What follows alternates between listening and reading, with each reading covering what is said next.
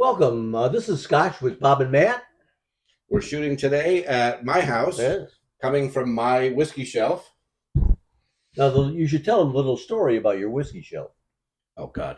My whiskey shelf started as not a shelf. I used to have a bottle of Jameson at home until I started going to Bob's whiskey tastings many, many years ago. And now, as you can see, I have Scotch here. I have Scotch in the bedroom, a little bit out in the den. I got Scotch everywhere. I got at this point probably 50 bottles of Scotch or whiskey at least, and my wife and I both blame Bob. He's an avid collector right now, but he does drink everything that he has. Oh yes, I'm not a collector. He does share. I'm a drinker.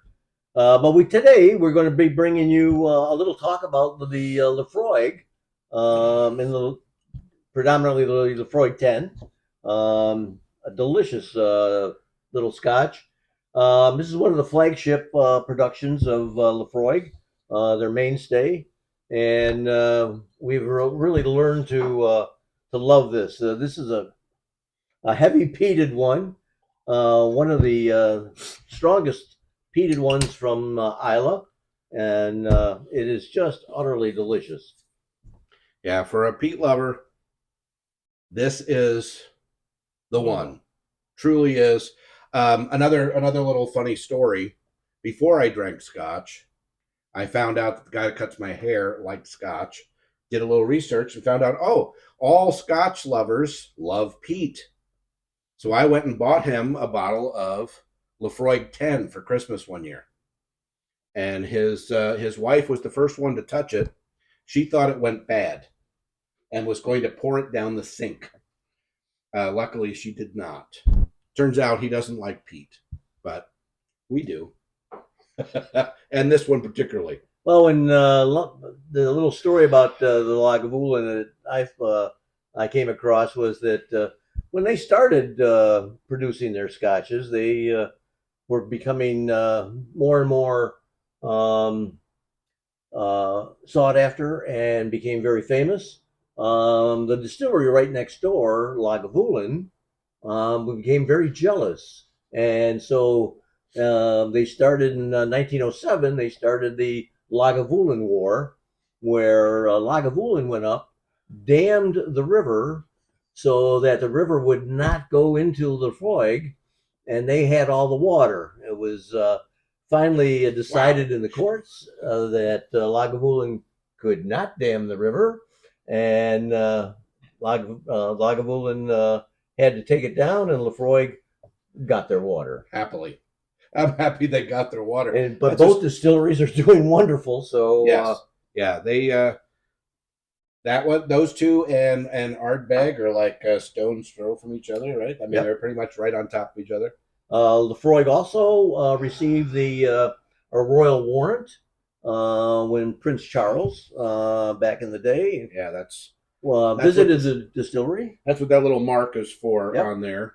That's one of the few scotches that have a royal warrant, and that only means that somebody in royalty liked it. So let's go on with this one. This is a nice golden straw color. As you can see, it's got some very nice legs on it. And I will say the first time I tried this, because I had to try it after I gave that to my hair guy, I had a glass of this, finished it, and the glass was on the table. Everyone at my table said, "Get rid of that glass," because you can smell this as soon as somebody opens it. Oh, this is the warm peat campfire. A lot of salt on this one. It is so good. And for those that don't know, peat basically is vegetation over many, many years, decades, centuries. It's been, and they dig it up and use it to dry the barley. On the palate, that smoke and char comes right through. It's got a little bit of an iodine medicinal note to it, but very light. Which is very different from any of the peat that you get that's not from Islay. Mm-hmm. There's a little citrus in there too. It's so good. I like the honey. You get that on the tip of your tongue after a while. honey. It's very long on the finish, very pleasant. Again, the smoke and the malt come right on it. But There's a graham cracker in there. There is a graham cracker right on the end. I don't get graham cracker, but you know what? If you're not a peat lover, you're not gonna like this. But if you like peat, this is a gem. This is one of my favorites here. I also love a rusty nail, and I coined the phrase "a dirty rusty nail." I use the Laphroaig 10 and the Drambuie, and just had one last night. It was delicious.